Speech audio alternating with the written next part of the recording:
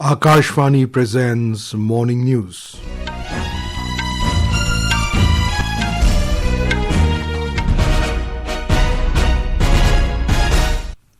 Good morning, I am Abhishek Mukhopadhyay. The headlines. Self-enumeration for Census 2027 to begin today in Ladakh and identified snowbound areas of Jammu and Kashmir. NTA to reconduct UGC-NET exams for 3 subjects, English, Sociology and Commerce, following complaints of errors in these papers. Protesting Jharkhand students to hold fresh round of talks with state government in Ranchi today. IMD issues red alert for very heavy rainfall in Odisha and Gangetic, West Bengal. Annual pilgrimage to Himalayan shrine of Budha Amarnath begins in Jammu and Kashmir. And BWF Badminton World Championships to begin today in New Delhi. Self-enumeration for Census 2027 will begin today in Ladakh and identified snowbound areas of Jammu and Kashmir and continue till August 31st.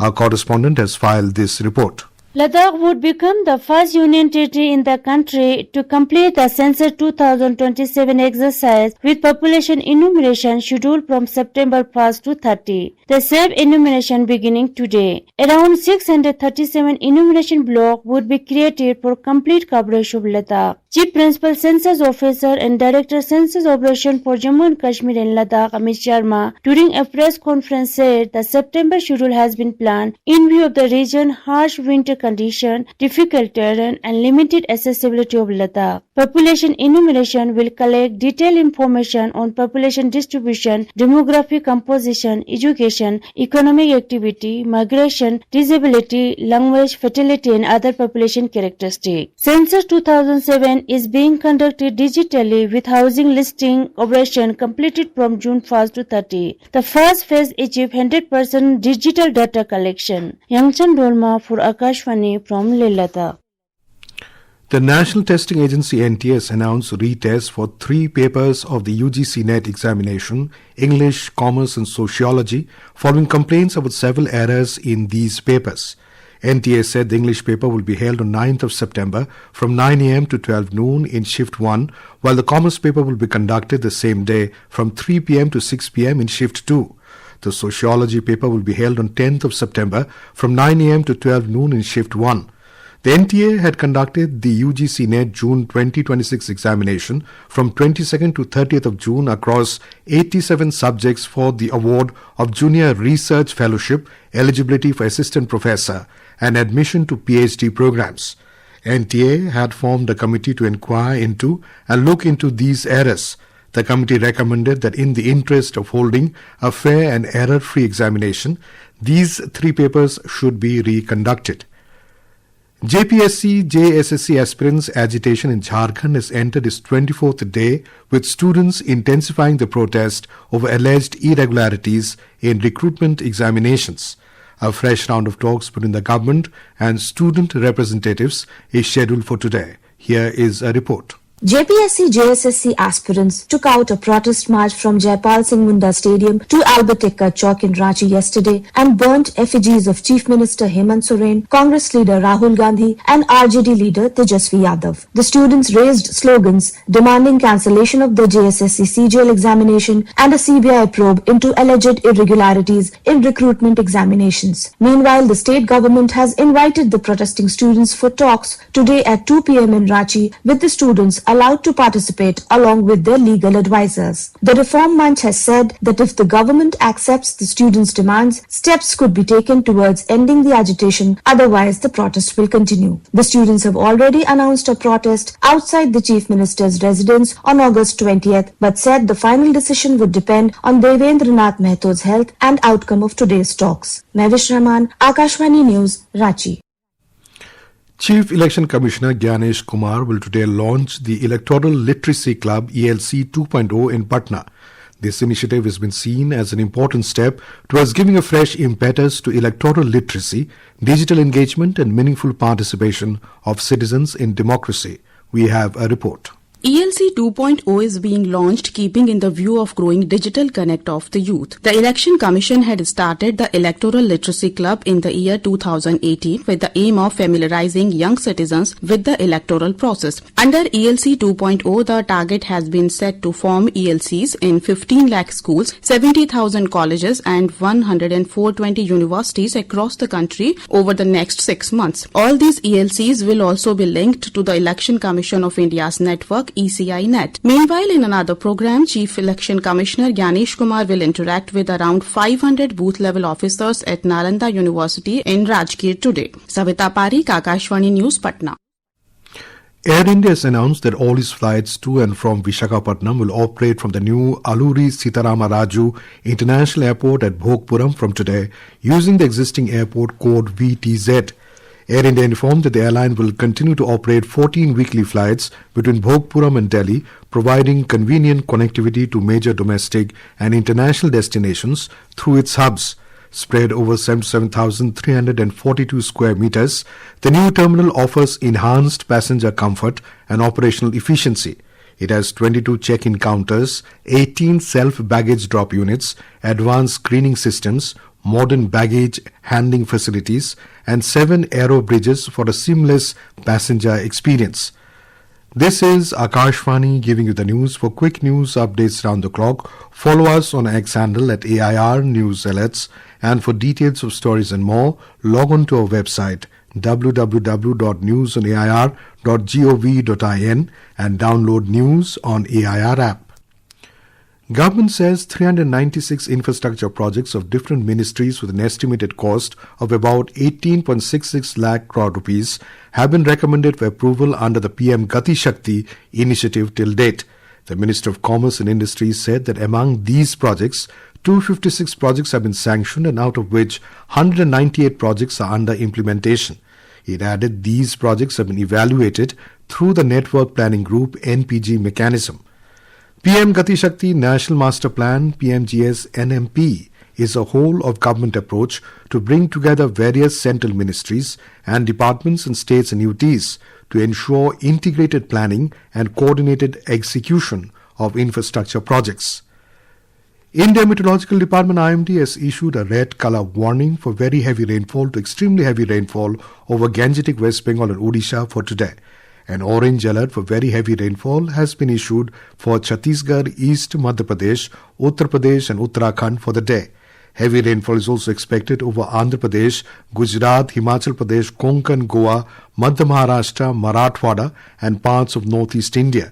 The Met Department predicted thunderstorms accompanied by lightning and gusty winds over Jammu and Kashmir, Bihar, Jharkhand, Karnataka and Odisha today. Similar weather conditions are expected over Tamil Nadu, Puducherry, Karaikal, Andhra Pradesh, Telangana and Andaman and Nicobar Islands for the day. Furthermore, the weather agency has forecast 1 or 2 spells of very light rainfall during afternoon in Delhi. Odisha braces for the spell of intense rainfall as a low pressure area over the Bay of Bengal is likely to intensify into a depression today, threatening to worsen the flood situation in northern districts. The IMD has issued a red warning for 4 districts and an orange warning to 11 districts with heavy to extremely heavy rainfall likely at several places in North Odisha. With rivers in Spate and Lakhs affected, the state government has intensified relief operations, while Chief Minister Mohan Charan Majhi will undertake an aerial survey of flood-hit Bhadrak and Jajpur districts today. We have more from a correspondent. In the flood-hit areas, the situation remains challenging as inundation has affected large parts of several northern Odisha districts. The state government has cancelled the leave of officers in affected district and deployed 3 IAS officers to coordinate relief and restoration work in Bhadrak, Baleswar and Jajpur. Schools and educational institutions are closed today in Mayurbhanj, Keonjhar, Bhadrak, Jajpur and Baleswar as a precautionary measure. Fishermen have been advised to stay away from the sea till tomorrow. In Jaleshwar, Baleswar district, 2 persons lost their lives and another seriously injured after a wall collapsed due to incessant rain. Authorities are closely monitoring vulnerable areas and river systems as fresh rainfall could further aggravate waterlogging and inundation. Prakash Das for Akashvani News, Bhubaneswar. The 12-day-long annual pilgrimage to the ancient Baba Budha Amarnath temple in Poonch district of Jammu began this morning amid tight security. The yatra will continue until August 28 and will culminate on Raksha Bandhan. Baba Budha Amarnath temple dedicated to Lord Shiv is located in Rajpura village in Mandi Tehsil of Poonch district. We have more from a correspondent. Lieutenant Governor Manoj Sinha today flagged off the first batch of the Yatris from the Bhagwati Nagar Yatri Niwas in Jammu toward the border district of Poonch in the morning under tight security arrangements. District administration and local bodies have finalized arrangements including waterproof tents, community kitchen, langar locations, parking layouts and healthcare station along the pilgrimage route. Langars and reception counters have been set up at vital transit locations like Sundarbani, Nushara and Rajal in Rajouri district. The Poonch district administration has launched a dedicated portal to facilitate advance registration for the pilgrims coming from across the country. This is N. Gulshan Rana for Akashvani News from Jammu. The country's first virtual zoo has been started in Indore, Madhya Pradesh. We have more from a correspondent. The 14D cinema and virtual jungle safari have been developed under the PPP model at a cost of around 4.5 crore rupees. In the virtual jungle safari, people can experience forests and wildlife through technology. The 14D cinema will offer visitors a different movie watching experience. Chief Minister Dr. Mohan Yadav inaugurated these facilities yesterday and also watched a film with school children in the 14D cinema. These new facilities will help children and tourists learn about wildlife and nature through technology. Abhinav Goyal, Akashvani News, Bhopal. The BWF Badminton World Championships will begin today at the Indira Gandhi Indoor Stadium in New Delhi. We have a report. Indian shuttlers will begin their campaign on the opening day today. In the women's singles, former world champion and 9th seed PV Sindhu will be up against Sophia Noble of Ireland, while the women's doubles duo of Trisa Joly and Gayatri Gopichand will face Paula Lopez and Lucia Rodriguez of Spain in the first round. In the evening, Indian debutant Ayush Shetty will face world number 1 and defending champion Shi Yuki of China in the men's singles category. In the men's doubles discipline, the ace Indian duo and 5th seeds Satvik Sairaj Ranki Reddy and Chirag Shetty have already proceeded to the second round after receiving a bye. Meanwhile, the Indian duo of MR Arjun and Hariharan Amsakarunan will take on the Irish duo of Scott Gildy and Paul Reynolds. In the mixed doubles category, 15th seed pair of Dhruv Kapila and Tanisha Crasto have also proceeded to the round of 32 after a bye. Ashish Abraham, Akashvani News, Delhi.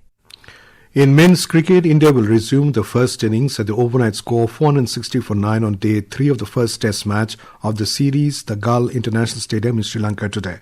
Prasidh Krishna and Kuldeep Yadav were on the crease at the draw of stumps yesterday evening. Devdutt Padikkal hit his maiden test century, scoring 167 runs. KL Rahul scored 82 runs and Dhruv Jurel contributed 51 runs. For Sri Lanka, Prabhat Jayasuriya clinched 4 wickets, while Keshara Nuwantha took 3 wickets. And now for a look at today's newspapers, it's over to VC Pramod. Thank you, Abhishek. Amit Shah seeks Congress apology over Vande Mataram Rao, reports The Hindu. West Bengal launches Ayushman Bharat, CM health insurance schemes, says The Statesman.